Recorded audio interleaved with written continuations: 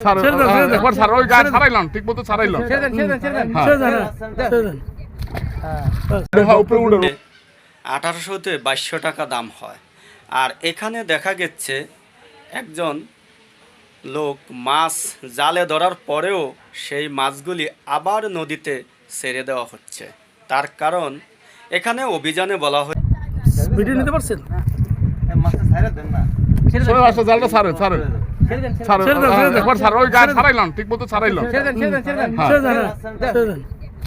অভিযানে ধরা পড়েছে, তিনি মাছগুলিও ধরেও আর তিনি নিতে পারল না। বাধ্য হয়ে দেখতে পাচ্ছেন সরাসরি মাছগুলিকে একেবারে তাজা মাছগুলিকে ধরে আবার ছেড়ে দেওয়া হচ্ছে। কিন্তু আসলে আমাদের বাংলাদেশ গভর্নমেন্ট যে আইন নিয়েছে মা ইলিশ, যেখানে একটা ইলিশ আপনার ডিম পারলে কয়েক মিলিয়ন মিলিয়ন বাচ্চা কিন্তু ফুটে, তাহলে আমরা যদি সেই ইলিশটাই যেখান থেকে বাচ্চা ফুটবে আবার ইলিশ জন্ম হবে সেটাই যদি আমরা ধরে খেয়ে ফেলি, তাহলে এখানে আর উৎপাদন কোত্থেকে আসবে? কিন্তু সেই জন্য আমাদের বাংলাদেশে ইলিশের সংখ্যা দিন দিন কমে যাচ্ছে এই সমস্ত জালিদের কারণে। তো অনেক সুন্দর একটা উদ্যোগ আমরা দেখতে পেলাম, একেবারে তাজা ইলিশ মাছটা ধরার পরেও তারা ছেড়ে দিতে বাধ্য হয়েছে। আসলে আইন করে কতক্ষণ এটা সিকিউরিটি রাখা যায়?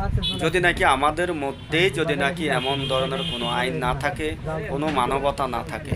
আমরা বাজারে কিন্তু দেখতে পাই এত ছোট ছোট ইলিশ, যেটা নাকি জাটকা ইলিশ বলা হয়, এই ইলিশগুলিও বাজারে কিন্তু বিক্রি করা হয় কতটাই কম দামে।